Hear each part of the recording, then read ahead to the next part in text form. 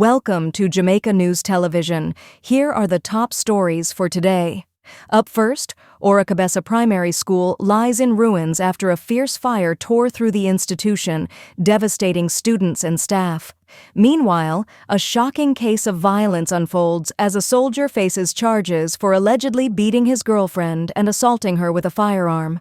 In national security news, Minister Horace Chang defends the Jamaica Constabulary Force, denying allegations of extrajudicial killings and stressing lawful training protocols.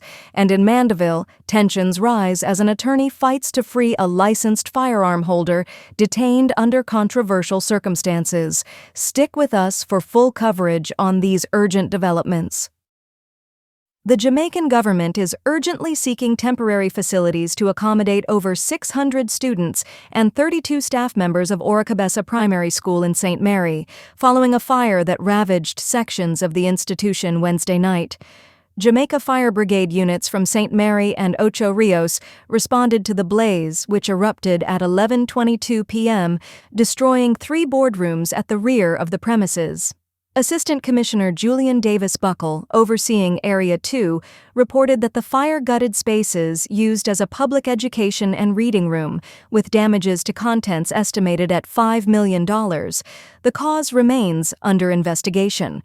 Robert Montague, Member of Parliament for St. Mary Western, described the incident as a severe blow to students, teachers, and staff, emphasizing the community's collective grief. He revealed that the Ministry of Education is finalizing alternate locations and transportation plans to minimize disruption to learning. Montague noted that major upgrades for the school, including a canteen, staff room, sewage system, and classrooms, had already been slated for 2025, with a formal commitment letter shared at a workers' meeting just days before the fire. Expressing frustration over the timing, Montague disclosed that he had discussed expediting the reconstruction plans with Prime Minister Andrew Holness, who pledged to fast-track approvals. The MP stressed that the government would not leave the children, parents, or staff alone in recovering from the disaster, while also expressing relief that no injuries or fatalities were reported. Montague reiterated the community's loss, but vowed to prioritize swift action, stating, "The government would have almost been rebuilding the school. It is unfortunate, but we will move forward." A Jamaica Defence Force sergeant has been charged in connection with a violent altercation involving his girlfriend at her Kingston workplace, marking another high-profile domestic violence case linked to a military member. Lascelles Archibald Burke, 42, of Waterford, St. Catherine, faces charges of possession of a firearm with intent to injure, assault occasioning grievous bodily harm, and use of a firearm to commit a felony, following a directive from the Director of Public Prosecutions. According to police reports, the incident occurred around 6:50 p.m. on February 16, 2025, at the victim's workplace on Rosso Road. Investigators stated that Burke visited the woman, sparking an argument that escalated into physical violence. The victim allegedly sustained repeated blows and kicks across her body, resulting in widespread bruising, swelling, and pain. Authorities further detailed that Burke allegedly forced a firearm into her mouth and throat during the assault before fleeing the scene. Following an interview with Burke in the presence of his attorney, a case file was submitted to the DPP, which later authorized the charges. This incident follows another recent domestic violence case involving a JDF member. Earlier in February, a 25-year-old nail technician was hospitalized after being shot during a dispute with her partner, a 40-year-old JDF corporal. The cases have intensified scrutiny over domestic abuse allegations involving military personnel.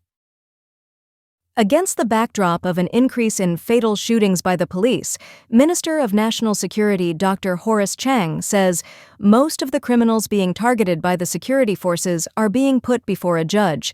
At the official opening ceremony for the new $200 million Lacovia police station on Wednesday, Dr. Chang said the commissioner told him that the majority of targets are, in fact, before the courts, but there are those who choose to take on the police. He doubled down on his recent statement that the Jamaica Constabulary Force is not a hit squad.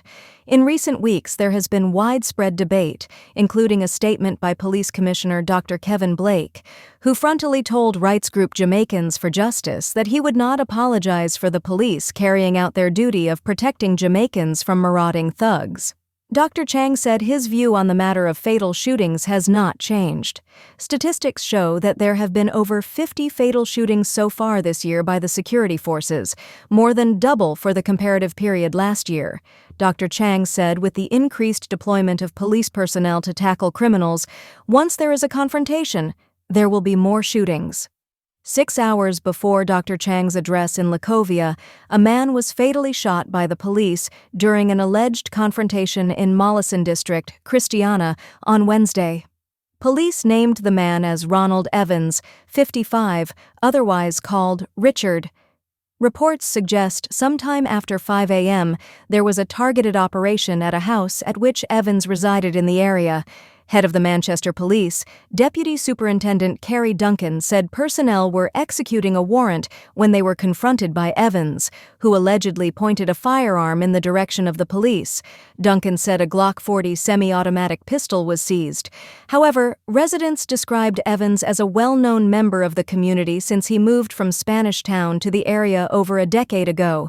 Police on Wednesday also seized 3 firearms during a pre-dawn operation in Warminster, St. Elizabeth, namely a 9mm pistol, an Uzi submachine gun, and a shotgun.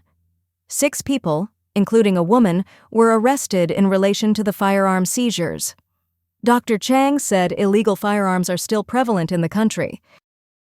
Attorney Jonathan Burton has initiated a writ of habeas corpus to compel the release of his client, a licensed firearm holder implicated in a fatal shooting that left 2 women dead and 3 others injured, including a 12-year-old boy.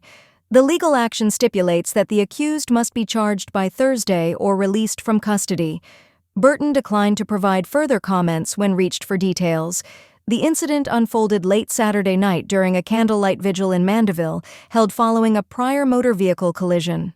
According to authorities, the accused had parked his vehicle in a lot adjacent to his residence, which neighbors the property hosting the vigil. A dispute erupted after another car allegedly struck his parked vehicle, escalating into a confrontation during which the firearm holder reportedly opened fire. The victims included 35-year-old Aldine Dixon from Coleyville and 42-year-old Stacey Ann Mulgrave from Barnstable, both pronounced dead at the hospital. 3 others sustained injuries, with 2 adults hospitalized and the 12-year-old treated and discharged. Following the shooting, the accused surrendered to the Mandeville police station. On Wednesday, detectives from the Area 3 Major Investigations Division conducted a formal interview with the 50-year-old suspect as part of their ongoing probe. Authorities continue to investigate the circumstances surrounding the violence. Thank you for joining us on Jamaica News Television, where we keep you informed, always. Subscribe for the latest updates. Stay safe.